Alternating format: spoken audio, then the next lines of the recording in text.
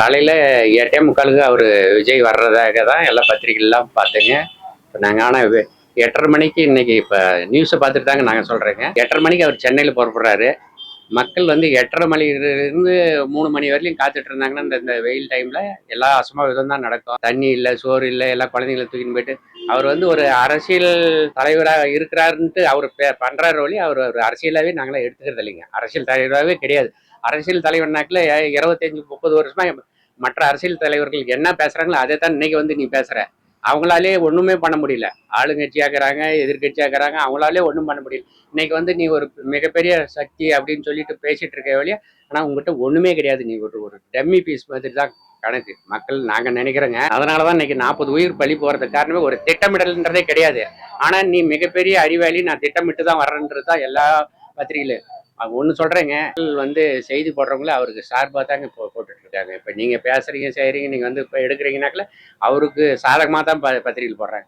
கால் அசைக்கிறாரு, விஜய் கை அசைக்கிறாரு, அதை பண்ணுறாரு, இதை பண்ணுறாரு. மற்ற கட்சிக்காரனுக்கு பண்ணுறது இல்லையா, மற்ற அரசியல்வாதிக்கு பண்ணுறது இல்லையா, ஒன்றுமே இல்லாத அதை பண்ணுறாரு, இதை பண்ணுறாருனாக்கில் மக்கள் அவரை பார்க்கறதுக்காக தான் அவர் பார்க்கணும், இதை பார்க்கணும். சினிமா நடிகைன்றதை விட ஏதோ அதை பேசுறாரு, இதை பேசுறாருன்னு பார்க்கறதுக்கு வந்து தான் இவ்வளோ நெரிச்சலில் ஆனது. நம்ம ஒரு நடிகனை பார்க்கறதுக்கு இவ்வளோ கூட்டம் வரும். அந்த கூட்டம் வரும்னாக்கில் ஏன் நீ அந்த குறுகலான இடத்த கொடுக்குறனா, அந்த இடத்த ஏன் நீ ஏற்றுக்கிற?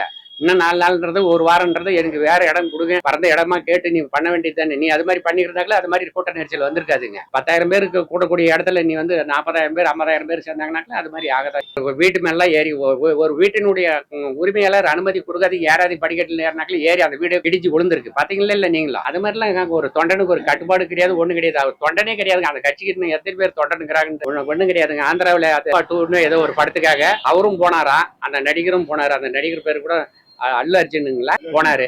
அவரு உள்ள தியேட்டர்ல படம் பார்த்துட்டு இருக்கிறாரு. கூட்ட நெரிச்சல்ல வந்து ஒரு பொம்பளை செத்து போயிடுச்சுன்னு சொல்லிட்டு அவர் மேல கேஸ் போட்டாங்களா? கேஸ் போட்டாங்க.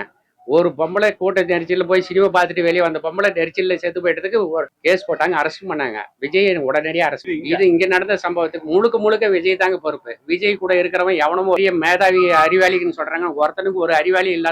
ஏங்க, பொதுச் செயலாளர் புஷி ஆனந்தனுங்கிறான். புஷி ஆனந்தன் போட்டு நீங்க பாருங்க, உங்களுடைய பாருங்க, அவனுடைய தில்லுமுள்ளு எல்லாம் பாண்டிச்சேரியில் என்ன பண்ணிருக்கு. புஷின்ற ஒரு தொகுதியில் ஒரு எம்எல்ஏ நின்னவன் 4000 ஓட்டு 5000 ஓட்டுக்கு இருக்கக்கூடிய தொகுதி அது. 4000 ஓட்டு 5000 ஓட்டு. இங்க ஒரு 5000 கவுன்சிலர் இருக்கிறாங்களோ இல்லையா தமிழ்நாட்டுல, அது மாதிரி அங்க 5000 ஓட்டு இருக்கக்கூடிய ஒரு தொகுதி தாங்க புஷின்ற ஒரு தொகுதி.